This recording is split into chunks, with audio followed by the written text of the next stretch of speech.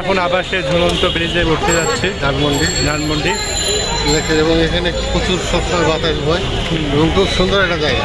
যারা এখানে আসছেন তারা জানেন এখানে একবার হলেও একবার আসতেই হবে বেড়াতে আসলে।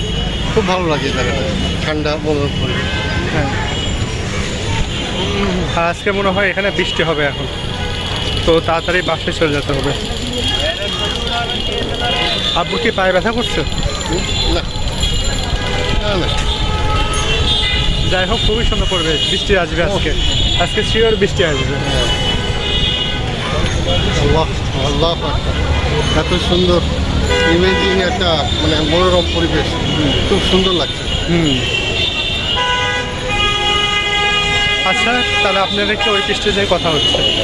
চলো, সেই চলে আসলাম যে মঞ্চে, ধানমন্ডি লেকের এটা মঞ্চ। এখানে অনুষ্ঠান হলে এখানেই হয়, কিন্তু আজ তো হচ্ছে না, এই জন্য আমরা এখানে ছোট বাচ্চারা সবাই আসছে খেলতে, তারপরে বড়রা কিছু আসছে, আনন্দ করছে, এনজয় করছে। তো ওখানে এই যে এটা মঞ্চ,